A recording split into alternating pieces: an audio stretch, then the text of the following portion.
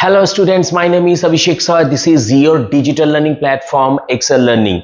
Today I have come with the second part of the Homecoming written by R.N. Tagore, and this is the part of class 9 ICSE new syllabus. In the last video we have done page number 95, 96 and 97. Today we will start from the page number 98. Once again it is going to be 15 to 20 minutes video. इतने में इस 15 to 20 minutes में जितना हो सकेगा उतना ही हम लोग करेंगे, बाकी करेंगे नेक्स्ट वीडियो में। और अगर आप लोग फर्स्ट पार्ट नहीं देखे हो तो डिस्क्रिप्शन बॉक्स पे लिंक दिया हुआ है, please go and watch the video to have a lucid concept. Okay, तो फर्स्ट पार्ट हम लोग कर चुके हैं पेज नंबर 97 तक। आज हम लोग शुरू करेंगे पेज नंबर 98 से। So please take your book and without wasting any more time let's get into the chapter. Fatigue, as soon as all was settled, kept asking his uncle every minute when they were to start. He was on pins and needles all day long with excitement and lay awake most of the time. He bequeathed to Makhan his perpetuity, his fishing rod, his big kite and his marbles. Fatigue is extremely excited to go to Kolkata. Every time he is asking, he kept asking his uncle, हम लोग कब जा रहे, हम लोग कब जा रहे, ठीक है। और इस खुशी में उन्होंने क्या किया, फटीक ने अपना जो भाई है माकर उसे अपना फिशिंग रॉड भी दे दिया, अपना बड़ा सा जो काइट था वो भी दे दिया और मार्बल भी दे दिया। यहाँ से एमसीक्यू भी आ सकता है, 2 मार्क्स का क्वेश्चन, 3 मार्क्स का क्वेश्चन भी आ सकता है। Indeed, at this time of departure, his generosity towards Makhan was unbounded. अब वो लोग जा रहे हैं और जाते वक्त वो Fatigue became very immensely emotional और इतना generously behave कर रहा है वो माखन के साथ कि कोई मतलब उसे कोई देखेगा उसका पहला रूप और ये वाला रूप तो कोई believe नहीं करेगा। When they reached Calcutta, Fatigue made the acquaintance of his aunt for the first time. Kolkata पहुंचने के बाद पहला बार फटीक जो है अपने आंटी के साथ उनका जो बातचीत होना था वो हुआ। She was by no means pleased with this unnecessary addition to her family. बहुत इंपॉर्टेंट लाइन है, unnecessary addition। अब उनका जो मतलब आंट है यानी कि मामी थी, तो she was like, she was not happy with Fatigue. And Fatigue was for her like as if he was an unnecessary burden for the family. She found her own 3 boys quite enough to manage without taking on anyone else, and to bring a village lad of 14 into their midst was terribly upsetting. उनका खुद का 3 बेटा था और ये बहुत tough था उनके लिए कि तीनों बेटे को वो कैसे मैनेज करे। उसके ऊपर 14 साल का विलेज में रहने वाला और एक लड़का जो उनके घर में आ गया। December should really have thought twice before committing such an indiscretion. So this is the thought of Fatigue's aunt कि वो सोचा है अपने पति के बारे में कि उन्हें एक बार सोचना चाहिए था इसको घर में लाने से पहले। In this world of human affairs, there is no worse nuisance than a boy at the age of 14. तो इस दुनिया में जितना भी प्रॉब्लम हो जाए, एक 14 साल का एक मतलब न्यूसेंस से ज्यादा कुछ प्रॉब्लमेटिक हो नहीं सकता है। Is neither ornamental nor useful. This line is for Fatigue. Fatigue ना ornamental था और ना ही वो useful था।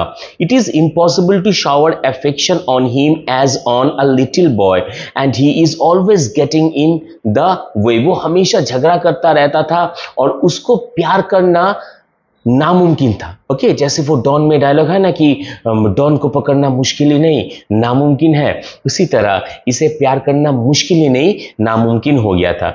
If he talks with a childish Lisp he is called a baby, and if he answered in a grown up way he is called impertinent. तो अगर वो childish वे में बात करता है तो लगता है कि एकदम छोटा सा बच्चा है जो कि टॉलरेट करने के लायक ही नहीं होता था, और अगर वो बड़े जैसा ग्रोन अप जैसा बात करता था तो बहुत ही इम्पर्टिनेंट बात करता था।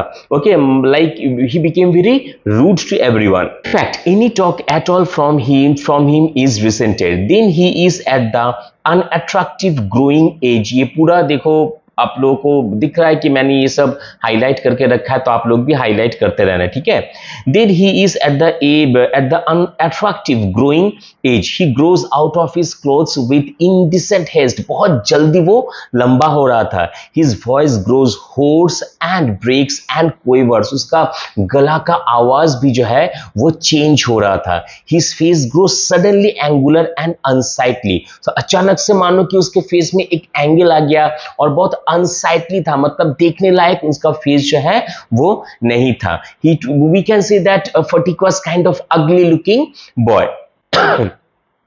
It is easy to excuse the shortcomings of early childhood, but it is hard to tolerate even unavoidable lapses in a boy of 14. तो अगर एक छोटा सा बच्चा है तो उसका शॉर्टकमिंग जो है it is very easy to tolerate और इजी टू ग्रैब, ओके, मतलब कोई मान सकता है, लेकिन 14 साल का एक लड़का, उनका इतना ज्यादा शॉर्टकमिंग था कि वो अनअवॉइडेबल था, वो चाह के भी कोई मतलब मान नहीं सकता था। The lad himself becomes painfully self conscious, अब ये सब देखने के बाद ना वो बहुत सेल्फ कॉन्शियस हो गया कि फर्स्ट ऑफ ऑल वो पढ़ाई लिखाई ठीक से नहीं करता है, ठीक है, कभी कभार जब बच्चों जैसा बात करता है कभी कभी रूड हो जाता है, उसके ऊपर ही is an unnecessary addition of the family, और उनका आंट जो है, मामी जो है, वो भी उसे पसंद नहीं करती, तो वो बहुत अनकॉन्शियस सेल्फ कॉन्शियस होने लगा। When he talks with elderly people, he is either unduly forward or else so unduly shy that he appears ashamed of his very existence. तो वो जब बड़ों से बात करता था तो फर्स्ट ऑफ ऑल इधर इतना ज्यादा फॉरवर्डली बात करता था या फिर बहुत शाई होके वो बात करता था। Yet it is at this very age when in his heart of hearts a young lad most craves for recognition and love, and he becomes the devoted slave of anyone who shows him consideration. This is the commentary of human nature. So यही एक as है जब कोई बच्चा recognition ढूंढता है, वो चाहता है कि कोई इसे प्यार करे, वो चाहता है कि कोई उसे लाइक प्रायोरिटी दे, और अगर उसे वो कंसिडरेशन मिल गया उस वक्त पे 14-15 साल का जो एज है, अगर उसे वो कंसिडरेशन मिल गया तो वो स्लेव भी बनने के लिए प्रस्तुत रहता है। But none dare openly love him, for that would be regarded as undue indulgence and therefore bad for the boy. लेकिन कोई उसे खुल के प्यार नहीं कर सकता था क्योंकि उन सबका यह मानना था कि वो एक अनड्यू एडवांटेज होगा उसको लिए, मतलब फटीक के लिए, जो कि उसके लिए बहुत खराब है। It would be very bad for fatigue. So what with scolding and chiding, he becomes very much like a stray dog that has lost his master. So finally, with scolding and chiding, he became a kind of boy like a stray dog who has lost his master. A boy of 14, his own home is the only paradise. तो अब जाके fatigue को realise हो रहा है वो अपने घर में जाना चाह रहा है। तो देखो पैराडाइज का पी यहाँ पे कैपिटल है, ओके। तो यहाँ पे ये एम्फसाइज किया जा रहा है कि फटीक इस टाइम अपने घर को कितना ज्यादा मिस कर रहा है, वो कितना डीपली जाना चाहता है अपने घर वापस। To live in a strange house with strange people. Why strange house and strange people? क्योंकि he is not at all loved by his aunt, okay, and the house is also not his own house, so he feels very strange in the house. With strange people is little short of torture, while the height of bliss is to receive the kind of looks of women and never to be slighted by them, okay. It was anguish to fatigue to be the unwelcome guest in his aunt's house, despised by his elderly woman and slighted on every occasion. तो अब उनके साथ जो behave हो रहा है fatigue के साथ, fatigue could not tolerate the behavior of his rude behavior of his aunt. If she ever asked him to do anything for her, he would be so overjoyed that he would overdo it. तो अब उसे fatigue को ये लगता था कि मेरे aunty, मेरी मामी मुझे कुछ कहे कि मैं कर दूं तो मैं वो कर दूंगा और शायद मेरी मामी मुझे प्यार करने लगेगी। तो अगर फटीक को कुछ कहा जाता कि तुम ये काम कर दो तो वो इतना ओवरडू कर देता था कि वो एक मतलब फटीक के मामी के लिए वो बहुत इरिटेशन का एक मैटर हो जाता था, ठीक है। And then she would tell him not to be so stupid but to get on with his lesson. और तब जाकर वो, ठीक है भाई छोड़ दो, तुम मत करो, ये मेरा गलती तो हुआ था कि मैंने तुम्हें कहा कि ये कर दो, प्लीज तुम जाओ और किताब लेके बैठो और पढ़ाई करो। सो यहाँ पे हम लोग ये देख रहे कि फटीक जो है वो ट्राई कर रहा है अच्छा होने के लिए उनके मामी के लिए, ताकि उनका मामी जो है उसे प्यार करे, because he is only 14 years old guy and he wants love, he wants affection, okay. The cramped atmosphere of neglect in his aunt's house oppressed Fatigue so much that he felt that he could hardly breathe. और उस घर में रहना fatigue के लिए एकदम मुश्किल हो गया था, उसे उसके मानो कि उसे ब्रीथ करने में भी फटीक को बहुत ज्यादा प्रॉब्लम हो रहा था, वो सांस नहीं ले पा रहा था। वहां पे वो जो एटमॉस्फेयर था वो एक क्लॉस्ट्रोफोबिक एटमॉस्फेयर था, वो एक सफोकेटिंग एटमॉस्फेयर था, किसके लिए? फटीक के लिए, okay. He wanted to go out into the open country and feel his lungs and breathe freely, so somehow he wanted to go from there, he wanted to escape from the place to somewhere where he could breathe freely and peacefully. But there was no open country to go to. Surrounded on all sides by Calcutta houses and walls, we would dream night after night of his village home and long to be back there. तो अब कोलकाता है वो, है कि नहीं? तो चारों तरफ ऊंचा ऊंचा बिल्डिंग है, so he did not get any place to breathe peacefully. अब ऐसे सिचुएशन में he started dreaming about his own home in the village. He remembered the glorious meadow where he used to fly his kite all day long. वो याद करने लगा वो glorious मेडो जहां पे वो दिन भर वो वहां पे काइट फ्लाई करता था. The broad river banks where he would wander about the live long day singing and shouting for joy. वो रिवर बैंक जहाँ पे वो हमेशा घूमता रहता था, वहाँ पे चिल्लाता था, वहाँ पे वो गाना गाता था. The narrow brook where he could go and dive and swim at any time he liked. और वो छोटा सा ब्रूक जहाँ पे वो कभी भी डाइव लगा सकता था, कभी भी वहाँ पे वो जब भी उसका मन चाहे वो वहां पे स्विम कर सकता था. ही thought of his band of boy companions, मतलब विलेज में उनका जो फ्रेंड्स है उसके बारे में भी वो सोचने लगा. Over whom he was despot, and above all the memory of that tyrant mother of his who had such a prejudice against him occupied him day and night. उसके ऊपर he started missing his mummy also, कि मुझे मेरी माँ याद आ रही है. हाँ, मेरी माँ मुझे बहुत डांटती थी, मेरे बारे में मम्मी का एक प्रेजुडाइज था, सब कुछ ठीक है, but still he is not getting his mother's love in the uncle's house. This is the reason he started remember he started dreaming about all the meadows and all the places in his village. Even he started memorizing, or he started remembering, even he started remembering his mother also. A kind of physical love like that of animal, a longing to be in the presence of the one who is loved, an inexpressible wistfulness during absence, a silent cry of the inmost hurt for the mother, like the lowing of a calf in the twilight. This love, which was almost an animal instinct, agitated the shy, nervous, lean, uncouth and ugly boy. No one could understand it, but it preyed upon his mind continually. So वहां पे वो एक attraction feel कर रहा था अपने home town के लिए, अपने विलेज के लिए. एक अट्रैक्शन वो फील कर रहा था किसके लिए ना, अपनी मम्मी के लिए. ठीक है, तो वो किसी भी तरह इस जगह को छोड़ के, अपने अंकल का जो घर है ये जगह छोड़ के वो जाना चाहता है कहाँ? अपने गांव में. There was no more backward boy in the whole school than Fatigue. He gaped and remained silent when the teacher asked him a question, and like an overladen ass patiently suffered all the blows that came down on his back. अब school में भी देखो वो सबसे ज्यादा एकदम backward boy था. When teacher asked him any question, he could not answer. He rather kept gaping at the teacher, and the teacher started beating him, and he used to tolerate the beating from the teacher silently.